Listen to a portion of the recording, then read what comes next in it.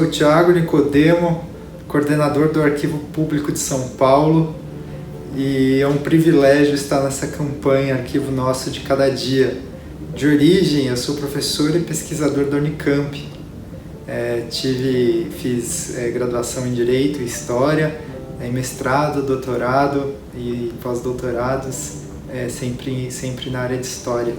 Na Unicamp, eu acabei estudando nesses últimos anos justamente a história dos documentos históricos e dos arquivos. E essa experiência de pesquisa que começou justamente nos arquivos pessoais acabou me levando aos arquivos digitais. Então eu vou contar um pouco dessa história para vocês nesses minutos e falar especificamente da história dos arquivos pessoais sobre esse ponto de vista. Os arquivos pessoais, eles não costumavam ser valorizados na época em que os grandes arquivos nacionais foram montados, com exceção, claro, dos arquivos de autoridades públicas importantes que existem desde a modernidade, como os arquivos que eram dos reis, porque o rei é o Estado. Mas a pessoa comum, poucas vezes ela chamou atenção para ser digna de arquivamento. É uma ideia que vai mudando. Então, no fundo, é interessante falar para vocês que o arquivo pessoal, a história do arquivo pessoal, é um testemunho de como os arquivos mudam com relação ao tempo. O arquivo jamais é uma ideia estável, uma instituição estável. Por exemplo, a documentação em cartas, com correspondência, ela também não era, a não ser que fosse de um rei ou de um presidente, ela não despertava interesse público para ser guardada no século XIX.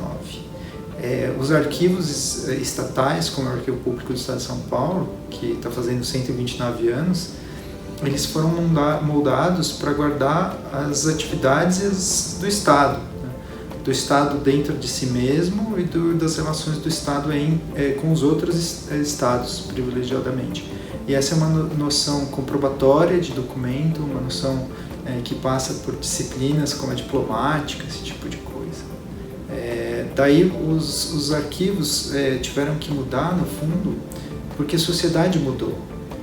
Então, no século XIX, o que aconteceu de diferente? Aconteceu que as interações entre as pessoas começaram a ficar mais dinâmicas, que as telecomunicações e o transporte começou a se desenvolver, e o capitalismo nos seus centros de radiação, especialmente a partir da Europa e depois dos Estados Unidos, uma parte da Ásia, ele começou a ficar mais aquecido e mais dinâmico.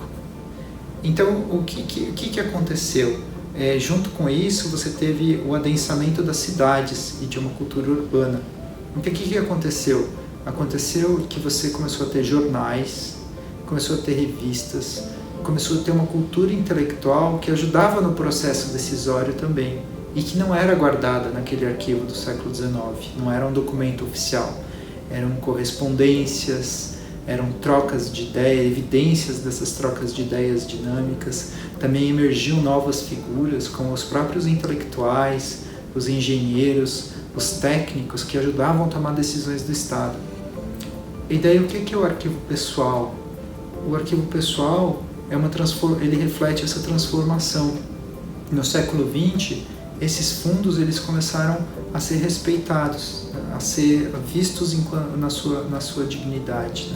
Então a gente começou a guardar muito fundo de intelectual ao longo de todo o século XX. Isso é bem interessante, porque esses intelectuais, eles eram esses agentes mediadores, agentes ponte, e é por isso que a vida deles era tão interessante. Como pesquisador, eu já tentei, às vezes, tratar muito da história dos próprios acervos, do próprio arquivo do Estado, de outros arquivos importantes, da história desses acervos. E uma coisa que eu posso dizer para vocês, é que dificilmente esses acervos eles guardam a sua própria memória. Eles não pensaram nisso. Onde estão as evidências das histórias dos acervos? Quem trabalhou com isso sabe. Estão nos arquivos pessoais dos seus dirigentes e das pessoas que as idealizaram. Então, se alguém quiser saber a história do IPHAN, que começava com S na época, SFAM, que é o Instituto de Patrimônio Artístico Histórico, vai ter que ver no acervo do Mário de Andrade, que fez as primeiras idealizações, e depois no acervo do Rodrigo Franco de Melo Andrade, que foi o diretor nos primeiros anos. E assim sucessivamente. Se alguém quiser saber bem sobre a história do Museu Paulista, vai achar muita coisa no arquivo pessoal do Sérgio Parque de Holanda. Se alguém quiser saber a história da Biblioteca do Congresso Americana com a América Latina, né, com a divisão hispânica, vai conseguir encontrar isso nos arquivos, no caso fragmentados, do Lewis Henke. E essa foi minha trajetória como pesquisador, foi perceber que os arquivos tiveram que se transformar porque, na verdade, a sociedade se transformou. E isso eu considero uma lição muito importante para o mundo atual, porque a sociedade está se transformando de forma muito rápida. Então a gente tem uma mudança igualmente importante ou até mais radical no arquivamento, na forma com que a gente guarda as nossas memórias.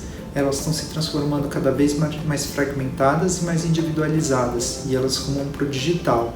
Então é um grande desafio pensar no que é o arquivo hoje, no que é o arquivamento hoje, mas eu acho que o conceito que media todas essas relações ao longo desses 250 anos é certamente o interesse público nas coleções, né? Quando algo é guardado, esse algo ele tem que ser importante. Então, se agora a gente luta para guardar fake news, que de algum jeito é um arquivo pessoal, porque está guardado nos celulares e nos dispositivos das pessoas, e ele também quem detém são conglomerados privados, então o mesmo problema se coloca. Qual é o interesse público? Como é que eles evidenciam uma grande transformação na sociedade? Acho que essa aqui é a dinâmica que está posta aqui. Vou fazer um vídeo para vocês depois só sobre esse assunto, mas para resumir, eu diria que a ideia de arquivo mudou bastante no século XIX, e daí ela mudou muito no século XX, não só por causa dos arquivos pessoais, mas por causa de outros formatos que a tecnologia permitiu que acontecessem. Também eu destaco aqui a história oral, porque foi a partir desse momento de meados do século XX, da Segunda Guerra Mundial, que a gente pode gravar o que aconteceu, aquele desastre que tinha acontecido, que tinha sido a guerra. Pode colher testemunhos por meio de uma evolução tecnológica que era possível. E daí você tem grandes arquivos que gravam vozes. Então, quando a gente trata hoje dos arquivos digitais, a gente está tratando desse mundo em transformação, mas a transformação não é de hoje. É uma transformação que tem, no mínimo, período de intensificação 250 anos. E os arquivos nunca podem ser encarados como entidades estáveis, porque eles refletem simplesmente as mudanças na sociedade.